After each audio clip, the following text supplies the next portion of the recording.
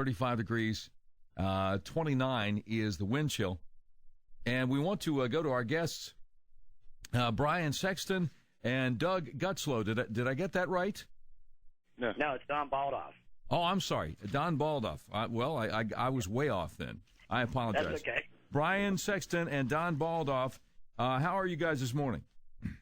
We're doing great. Yeah, doing well, thanks. All right. I have been announcing all morning long that you are a couple of guys who have come up with a surefire way to reduce our dependence on foreign oil. And when you present it to environmentalist groups, even the environmentalists are going, oh, okay, well, now that makes sense.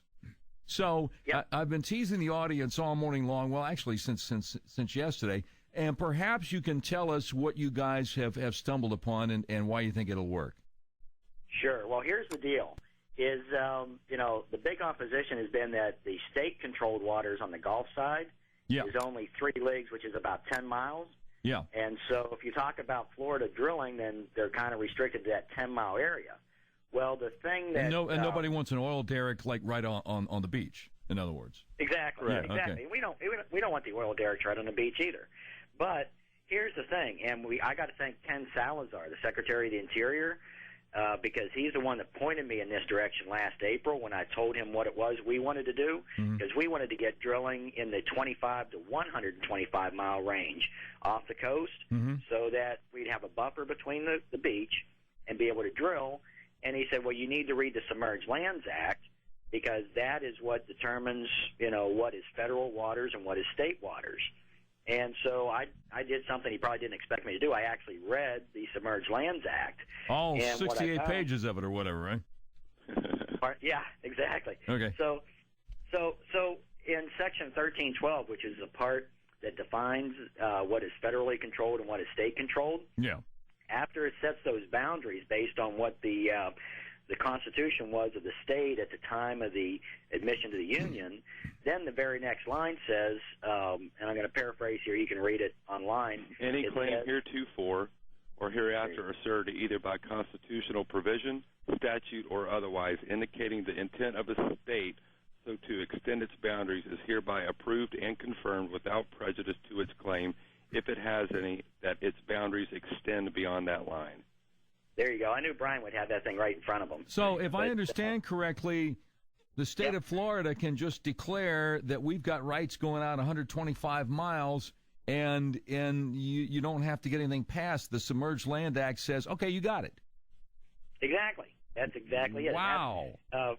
We've got some people in Washington who are kind of freaked out about it. In fact, Congressman Vern Buchanan, who's a friend of mine and also an opponent of mine in the next congressional race down here, told me several months ago that there were people in Washington that were a little freaked out about this because they couldn't find anything that says that we're wrong.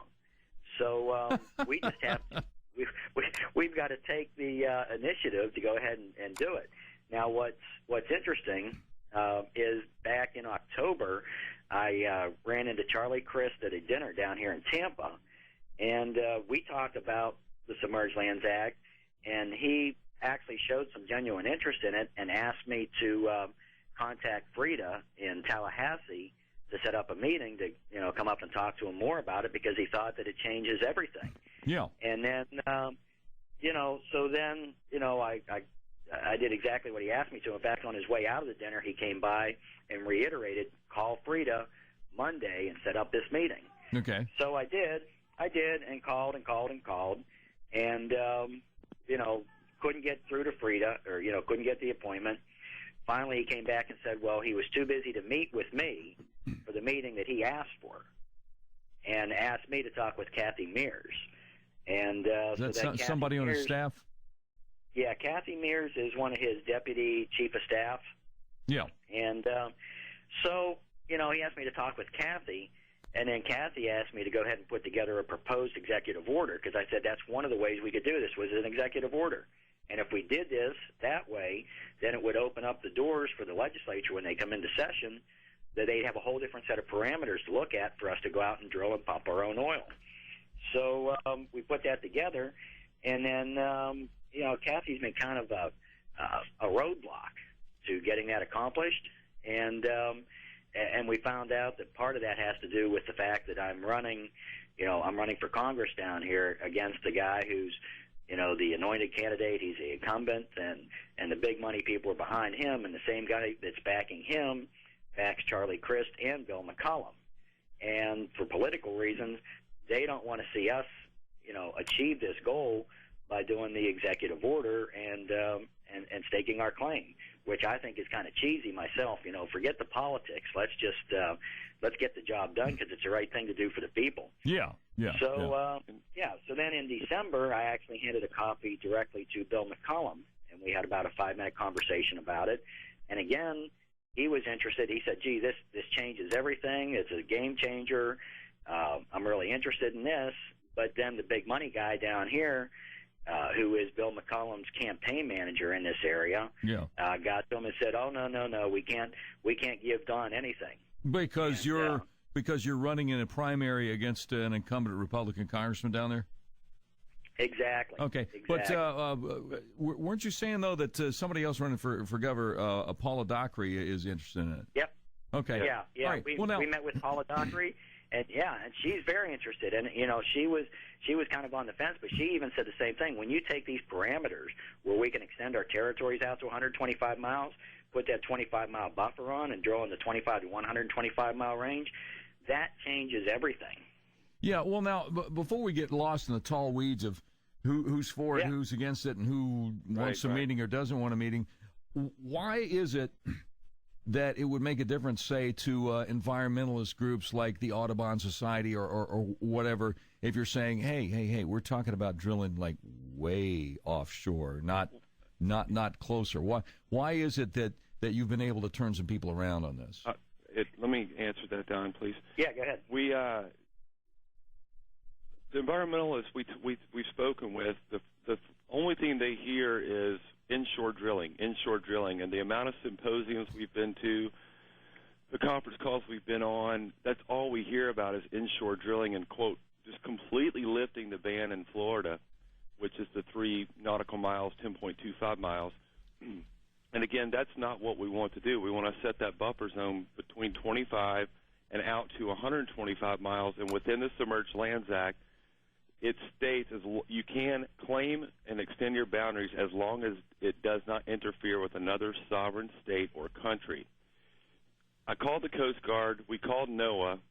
The surface currents of the Gulf of Mexico flow from east to west.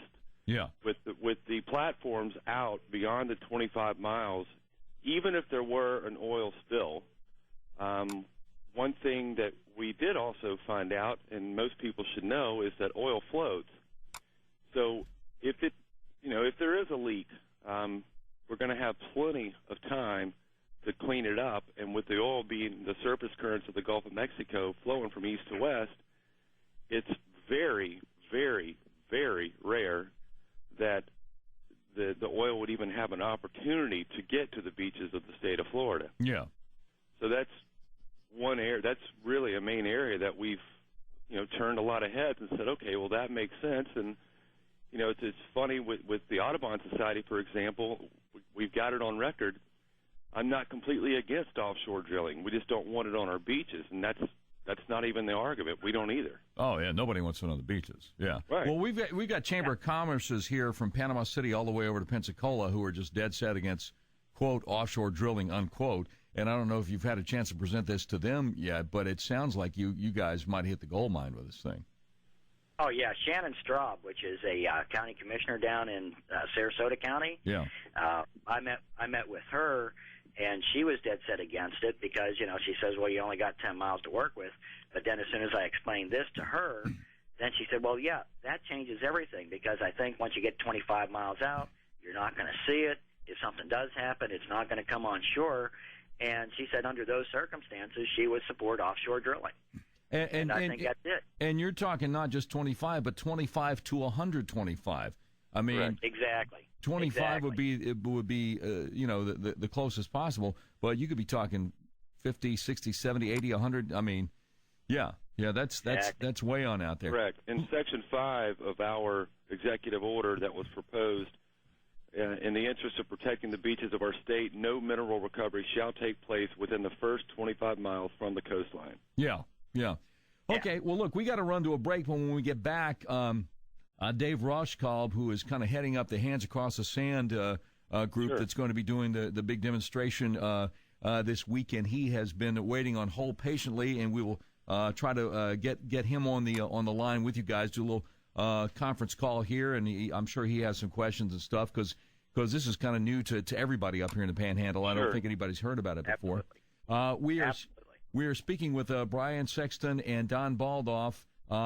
Just a word of clarification: you guys are not with any kind of oil company. Not at all. Not at all. Not at all. Never made a nickel from oil. All right. Well, I just wanted to mention that because I got to mention the name of your website, which is floridaoil.org. But again, not with any kind of oil company. And we link to it on my